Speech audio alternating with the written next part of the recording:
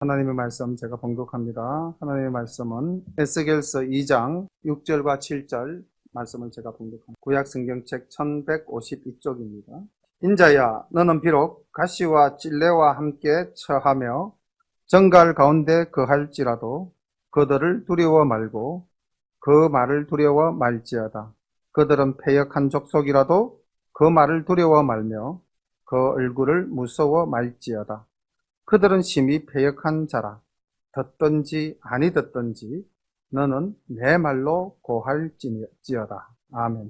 이제 오늘은 에스겔서 2장 말씀으로 우리가 함께 은혜를 나누겠습니다. 1장은 참 우리의 어떤 상상력을 아무리 동원해도 그 장면이 어떠한 장면인지 그림이 그려지지 않는 그러한 하나님 나라의 모습을, 이상을 에스겔 선지자가 이제 바라보고 하나님의 영광스러운 보좌와 그 모습을 보고 꿇어 엎드리는 이제 모습을 우리가 1장에서 살펴보았습니다. 이제 2장에서는 하나님께서 그 에스겔에게 사명 주시고 선지자로서 택함을 하시는 은혜의 말씀이 이 시간 함께 합니다. 오늘 이 에스겔서를 통해서 그때 에스겔에게 주신 그 말씀이 오늘은 우리에게 어떤 말씀으로 주어지는가, 그것을 또 생각하면서 함께 은혜를 나누었으면 참 좋겠습니다. 우리 하나님의 그 영광스러운 보좌 장면 1장 28절을 우리 함께 같이 한번 읽어보겠습니다. 그 사면 광채의 모양은 비 오는 날 구름에 있는 무지개 같으니 이는 여호와의 영광의 형상의 모양이라. 내가 보고 곧 엎드려 그 말씀하시는 자의 음성을 들으니라. 아멘. 하나님의 영광을 본 자는 엎드릴 수밖에 없습니다. 만약에 우리가 오늘 하나님의 영광을 어떻습니까? 보았습니까? 우리는 보지 못하였습니까? 저는 그렇게 생각합니다. 우리가 정말 이 에스겔처럼 이렇게 하나님 나라의 그 보좌에 앉으신 모습을 보지는 못하더라도 우리는 말씀을 통해서 늘 하나님과 이렇게 만남을 통해서 하나님의 영광을 보는 줄로 믿습니다. 그래서 에스겔이 그 앞에서 엎드렸던 것처럼 우리도 우리의 신앙생활 속에서 우리 자신이 늘 엎드리는 그러한 자세를 취할 때에 하나님께서 우리에게 또 더 큰 은혜를 내려주실 줄로 믿습니다. 이제 하나님께서 이렇게 말씀하시죠. 그가 내게 이르시되 인자야 일어서라. 내가 내게 말하리라 하시며 말씀하실 때에 그 신이 내게 임하사 나를 일으켜 세우시기로 내가 그 말씀하시는 자의 소리를 들으니 내게 이르시되 인자야 내가 너를 이스라엘 자손 곧 패역한 백성 나를 배반하는 자에게 보내노라. 그들과 그 열조가 내게 범죄하여 오늘날까지 이르렀나니. 하나님께서는 이제 에스겔을 불러 일으키십니다. 그리고 선지자로서의 책무를 주시는데 놀라운 것은 여기에 하나님의 신이 내게 임했다는 겁니다.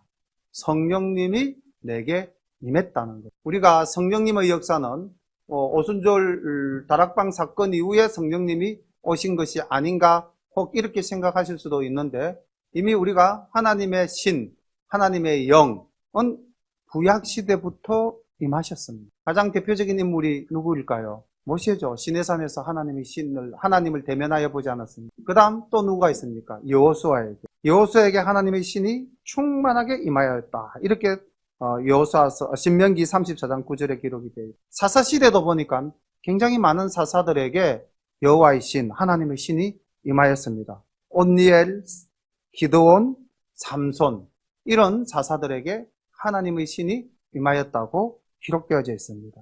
사사기 3장 10절에 보면 온니엘에게 임하신 여호와의 신, 사사기 6장 34절에 보면 기드온에게 임하신 하나님의 신, 그리고 사사기 13장 25절에 보면 삼손에게 임하신 하나님의 신, 그리고 사무엘상 16장 13절에 보면 다윗에게도 하나님의 신이 임하셨더라. 그 말씀이 나옵니다. 그리고 사무엘상 17장 1절에 보면은 사울에게 임한 하나님의 신이 떠나심에 이렇게 또 기록이 되어져 있습니다. 그래서 성령님은 사명 준 자에게 늘 함께 하심을 우리가 알 수 있습니다.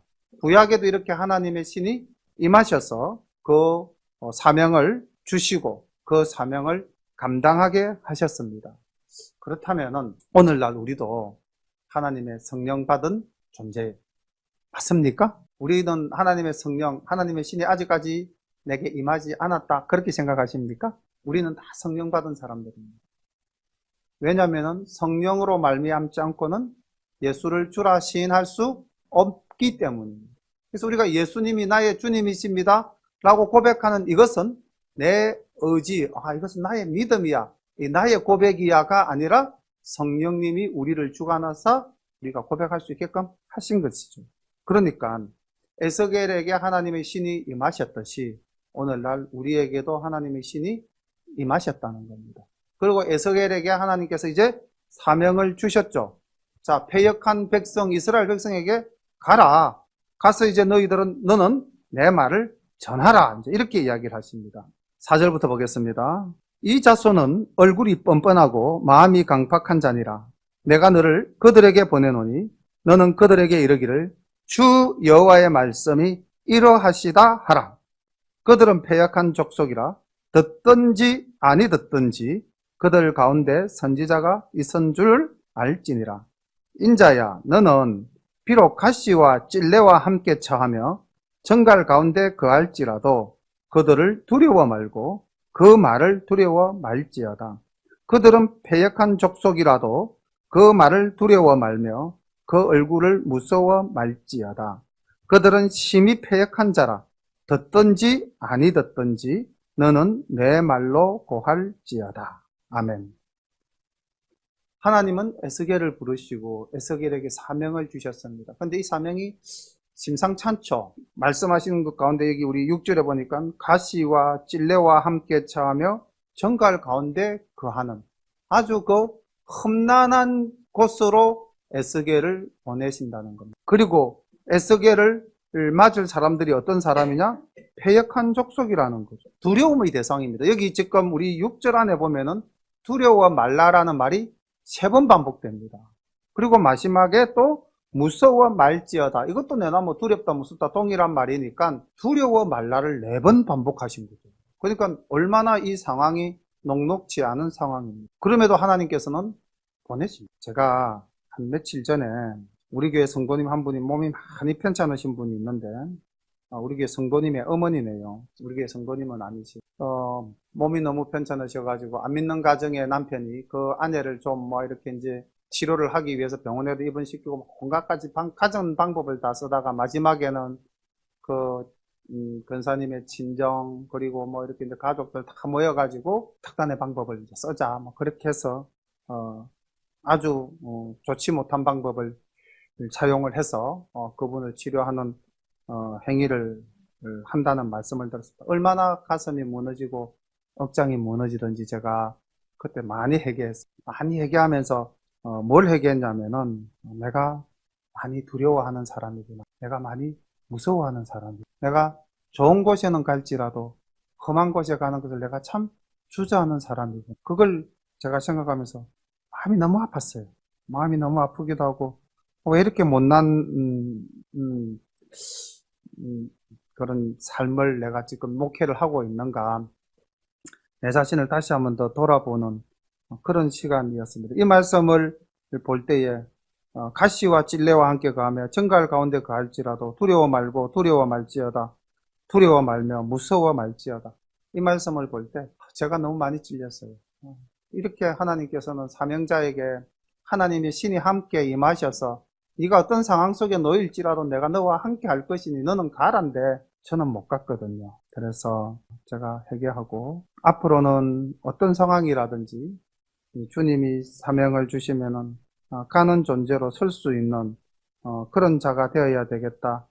그런 결단을 한번 해보았습니다. 하나님께서는 오늘날 에스겔에게 사명을 주셨듯이 우리에게도 여전히 동일하게 사명을 주시는 줄로 믿습니다. 사도행전 1장 8절에 보면은 오직 성령이 너희에게 임하시면 너희가 권능을 받고 예루살렘과 온 유대와 사마리아와 땅끝까지 이르러 내 증인이 되리라 하시니라. 분명히 우리에게도 성령 임하시면서 우리에게 맡겨진 사명 분명히 있습니다. 그런데 우리는 그 사명을 잊어버리거나 아니면은 알고도 모르는 척하고 살아가고 있는 것은 아닌가 한번 또 돌아보게 되는 것이죠. 우리가 나가서 사실 오늘날 믿지 않는 자들에게 복음을 전한다고 했을 때에 그 사람들의 상태가 어떻습니까? 여기 이 성경에 나오는 이스라엘 족속처럼 패역한 족속이다. 그들은 이마가 굽고 얼굴이 뻔뻔하고 마음이 강팍하다. 이렇게 이스라엘 백성을 묘사했는데 아마 이 시대를 살아가는 이 땅의 사람들도 동일한 모습으로 우리를 맞이할 것입니다. 그래서 우리는 주저주저하게 되고 가감하게 복음을 전하지 못하는 그런 우유부단함 속에 소극적인 우리의 이 모습을 나타내 보이고 있는 것이죠. 그리고 우리는 또 전도를 할 때 어떤 생각들을 많이 하느냐.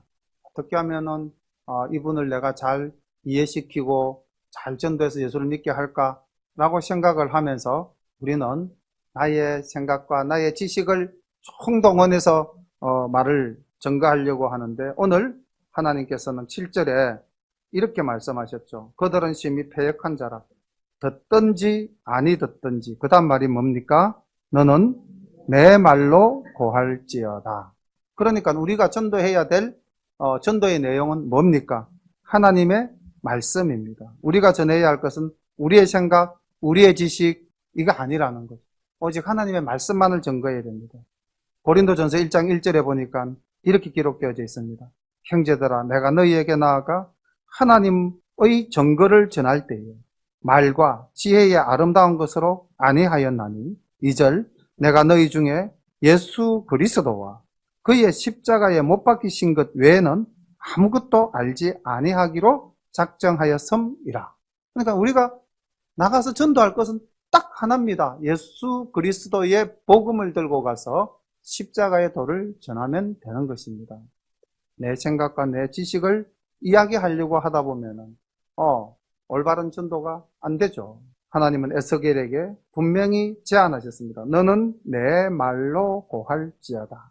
이렇게 이제 하나님의 성령님이 임하셔서 에스겔에게 사명을 주시면서 한 가지 요구사항이 있습니다. 보겠습니다. 8절 인자야 내가 내게 이르는 말을 듣고 그 패역한 족속같이 패역하지 말고 내 입을 벌리고 내가 내게 주는 것을 먹으라 하시기로 내가 보니 한 손이 나를 향하여 펴지고 그 손에 두루마리 책이 있더라. 그가 그것을 내 앞에 펴시니 그 안팎에 글이 있는데 애가와 애곡과 재앙의 말이 기록되었더라. 3장 3절까지 말씀을 계속 보겠습니다. 그가 또 내게 이르시되 인자야 너는 받는 것을 먹으라. 너는 이 두루마리를 먹고 가서 이스라엘 족속에게 고하라 하시기로 내가 입을 벌리니 그가 그 두루마리를 내게 먹이시며 내게 이르시되 인자야 내가 내게 주는 이 두루마리로 내 배에 넣으며 내 창자에 채우라 하시기에 내가 먹으니 그것이 내 입에서 달기가 꿀 같더라. 8절부터 그 3장 3절까지 쭉 진행되어지는 말씀을 보면은 하나님께서는 패역하지 말고라는 말씀이 있습니다. 여기 2장 8절에 보면은 패역한 족속같이 패역하지 말고. 그러니까 이 패역하지 말고를 다시 다른 말로 바꾸면은 순종하라 라는 말씀으로 바꿀 수가 있겠죠. 그죠? 나를 거역하지 말고 나의 말에 순종하라. 그래서 이 이후에 보면은 에스겔이 입을 벌리라 하니까 입을 벌렸고 먹으라 하니까 먹고 말씀대로 그대로 따라가잖아요. 그래서 하나님께서 정말 우리에게 요구하시는 것은 무엇일까? 순종이 제사보다도 낫다고 사무엘도 말씀하셨지 않습니까? 순종하는. 그래서 참으로 하나님의 일꾼이라면은 우리가 말씀에 순종해야 됩니다. 뭐 다른 것에 순종하는 것이 아니라 말씀에 순종해야 됩니다. 내 말로 고할지어다. 그리고 이거 8절에도 보니까 내 말을 듣고. 그래서 우리는 말씀을 듣고 그 다음에 그 말씀을 지키고 또 그 말씀을 증거하는 그러한 우리들의 삶의 모습이 되어야 할 것이다. 하나님이 요구하시는 것은 그것입니다. 우리가 오늘날 신앙생활을 한다는 것이 어디에 그 바탕이 서 있는가, 이거를 좀 우리가 곰곰 깊이 한번 생각해 보시는 시간이 되었으면 참 좋겠습니다. 하나님은 분명히 말씀하셨습니다. 말씀에 순종하라. 그리고 말씀을 듣고 말씀을 전하는 그러한 것을 요구하시는데, 근데 10절에 보니까 그 말씀이 어떤 말씀입니까? 좋은 말씀입니까? 그 말씀이 여기 보니까 애가와 애곡과 재앙의 말이 기록되었다, 이렇게 기록돼요. 다시 말하면은 내가 그 패역한 족속에게 가서 증거해야 될 말이 아주 징계와 진노와 심판이라고까지는 참 말씀드리기는 어렵겠지만은, 하여튼 하나님께서 이스라엘 백성에게 내리는 엄한 그런 진노의 불길의 말씀인데, 그것을 이제 내가 가서 전해야 되는 거죠. 근데 저는 오늘 이 말씀을 보면서 참 앞뒤가 좀 안 맞으면서 은혜가 된다는 것이, 요 10절하고 3장 3절하고 말씀을 보면은 어떻습니까? 3장 3절에 지금 그 두루마리를 내 입에 넣어 주시는데, 그 두루마리가 어떠했다고 그랬습니까? 내 입에서 달기가 꿀 같더라. 근데 그 두루마리에 적힌 내용이 뭡니까? 양면으로 두루마리 양쪽에 빡빡하게 쓰여져 있는 글이, 내가 증거해야 될 말이 애가와 애곡과 재앙의 말씀인데, 그래서 우리는 여기서 우리의 신앙을 한번 점검해 봅시다. 우리는 성경 말씀을 찾아도 어떤 말씀만 주로 찾습니까? 어떤 말씀에 주로 밑줄을 긋습니까? 좋은 말씀에만 밑줄 많이 긋죠. 통상적으로 그럴 겁니다. 정말 성경에 밑줄 쫙쫙 꺼낸 것 이렇게 넘겨보시면 뭔가 내게 은혜가 되고 굉장히 전반적으로 긍정적인 말씀에 내가 줄을 끊어. 그리고 하나님이 진노하셔서 징계를 내리시는 말, 벌을 내리시는 말, 또는 심판하시는 말, 그런 말씀은 아예 내하고는 관계가 없다, 그렇게 생각을 많이 하시죠. 그런데 오늘 에스겔이 받은 말은 분명히 애가와 애곡과 재앙의 말씀. 근데 그 말씀을 받으면서도 에스겔은 어떻습니까? 기쁨으로 받아요. 그 말씀이 내 입에 달기가 꿀과 같다. 하나님의 말씀은 좋은 것만이 우리에게 양식이 되는 것이 아니고, 어떠한 말씀이든지 간에 그 말씀이 우리에게 생명의 양식이 됨을 우리는 온전히 믿으셔야 될 줄로 믿습니다. 이 말씀과 좀 괴를 같이 하는 말씀을 찾아보니까요, 시편 119편의 103절 말씀을 보니까 주의 말씀의 맛이 내게 어찌 그리 단지요, 내 입에 꿀보다도 더 다니이다. 이 시편 119편을 기록한 저자는 학사 에스라라고 이제 추정하여서 말씀을 하는데, 그런 것 같아요. 근데 이게 시편 119편이 절수가 무진장 깁니다. 그런데 그 매 절마다 하나님의 말씀, 주의 법 이렇게 해가지고 말씀이 빠지는 절이 없어요. 그만큼 하나님 말씀을 에스라는 사모하고 또 그 말씀과 함께 살아간 사람이었습니다. 그래서 저는 이 고백이 참 진실한 고백인 줄로 믿습니다. 주의 말씀의 맛이 내게 어찌 그리 단지요, 내 입에 꿀보다 더 다니이다. 아마 에스라가 이렇게 고백했을 때 그 말씀은 내한테 좋은 말씀만 가지고 그렇게 했겠습니까? 그건 틀림없이 아니라고 저는 생각을 합니다. 예레미야 15장 16절에서 보니까 예레미야도 만군의 하나님 여호와시여, 나는 주의 이름으로 일컬음을 받는 자라. 내가 주의 말씀을 얻어먹었사오니 주의 말씀은 내게 기쁨과 내 마음의 즐거움이다. 이렇게 이야기하고 있습니다. 우리가 하나님의 말씀을 사모하고 하나님의 말씀과 함께 하다 보면은 그 말씀이 정말 내게 기쁨이 되고 내 마음에 즐거움이 되는가? 그리고 우리는 그런 시간을 가지는가? 이기에 대해서 우리가 한번 더 깊이 생각해 보아야 되겠습니다. 왜냐하면 우리가 말씀을 모르면 나가서 증거할 수가 없잖아요. 주님은 무엇을 전하라 했습니까? 내 말을 전하라, 이렇게 말씀을 하죠. 그래서 우리가 이랬으면 좋겠습니다. 베드로전서 2장 2절에 나오는 말씀처럼 갓난 아기들 같이 순전하고 신령한 젖을 사모하라. 이는 그로 말미암아 너희로 구원에 이르도록 자라게 하려 함이라. 우리가 말씀을 사모하고 말씀을 갈구하는 것이 무엇처럼 아기가 순전한 젖을 사모한 같이 신령한 말씀을 우리가 사모하는 존재가 되어야 되겠다. 그래서 이제 날씨도 좀, 오늘은 물론 좀 더웠습니다만 이제 선선해지고 가을로 이제 접어드는 이 시기에 우리 열린가족 여러분들 어떻습니까? 오늘 주님께서 우리에게 말씀하시지 않았습니까? 내 말을 먹으라, 이렇게 말씀합니다. 8절에 보니까 내 인자야, 내가 내게 이르는 말을 듣고 그 다음 그 조금 더 내려가서 내 입을 벌리고 그 다음 내가 내게 주는 것을 먹어라. 어떻습니까? 아멘입니까? 예. 그래서 이제부터 연말까지 우리가 이제 말씀을 좀 사모하면서 성경 말씀을 하루에 꼭 뭐 1시간을 읽던 30분을 읽던 말씀과 함께 생활하다 보면은 그 말씀이 정말로 내 마음의 기쁨이 되고 내 마음의 즐거움이 되는, 그렇게 해서 우리가 정말 내 영혼의 깊은 곳에서 우러러 나오는 찬양을 하나님께 올려드리는 우리 열린가족이 되기를 간절히 소망합니다. 아멘 하신 분들은 다 말씀을 오늘부터 사모하는 마음으로 열심히 읽으실 줄로 믿습니다. 지금 이제 우리가 구약은 에스겔서를 시작을 했고요. 신약은 이제 이번 다가오는 주일부터 고린도 전서로 이제 갑니다. 갈라디아서는 끝이 났고, 갈라디아서는 다 읽으셨죠?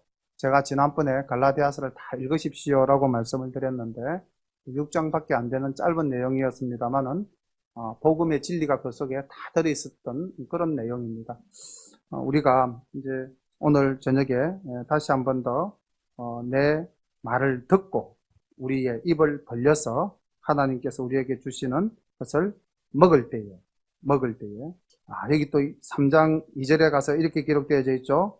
내가 입을 벌리니 주님께서 그 두루마리를 내게 먹이셨다 이렇게 됐습니다. 그리고 3절에 가서 보니까 내가 먹으니 그 다음 그것이 내 입에서 달기가 꿀 같더라. 그래서 우리 성도님들도 정말 하나님의 말씀이 송이꿀보다도 더 달았습니다 라는 또 간증과 고백이 있을 줄로 믿습니다. 그런 성숙된 말씀과 함께하는 우리 열린교회 모든 가족 되시기를 축원하며 함께 기도드리겠습니다. 오늘 주신 말씀 붙잡고 우리가 결단하면서 하나님, 우리가 비록 가시와 찔레와 또 정갈 가운데 거할지라도 우리가 두려움 없이 주님의 말씀 들고 나가는 그런 우리가 될 수 있도록 인도하여 주시옵소서. 또 하나님의 말씀을 우리가 먹고 그 말씀이 정말 꿀과 같이 달달하 고백할 수 있는 저희들 되게 하옵소서. 우리 주신 말씀 붙잡고 함께 기도드리겠습니다. 사랑과 내가 풍성하신 우리 아버지 하나님 감사드립니다. 우리의 믿음이, 우리의 자세가 하나님 앞에서 과연 어떠한지 한 번 더 돌아보고 하나님 오직 주님 앞에 겸손하게 머리 숙이고 순종할 때에 주님께서 우리에게 임하시고 우리를 일으켜 세우시며 우리에게 말씀 주시고 하나님 말씀을 듣든지 아니 듣든지 전하라는 귀한 사명을 받아서 아버지 하나님 땅 끝까지 복음을 전하는 자리에 저희를 서게 될 줄로 믿습니다. 하나님 이제 내게 무서워하며 두려워하는 일이 없도록 주님께서 담대함을 허락하여 주시옵시고 정말 주님 의지하고 주님 믿고 하나님 나약한 이 육신의 껍데기를 벗어버리고 아버지 나약한 이 죄의 심령을 내려놓고 담대함으로 주님 은혜에 충만한 주님의 일꾼 될 수 있도록 오늘도 주님 들어주시기를 간절히 바라옵고 간구합니다. 하나님 함께 해주시옵소서. 열린 모든 가족들에게 오늘 에스겔서 2장의 말씀을 하나님 생명의 양식이 되게 하옵시고 이 가을에 하나님의 말씀을 사모하며 하나님의 말씀을 먹는 귀한 역사가 일어나게 해주시기 바랍니다. 예수님의 이름으로 받들어 감사합니다.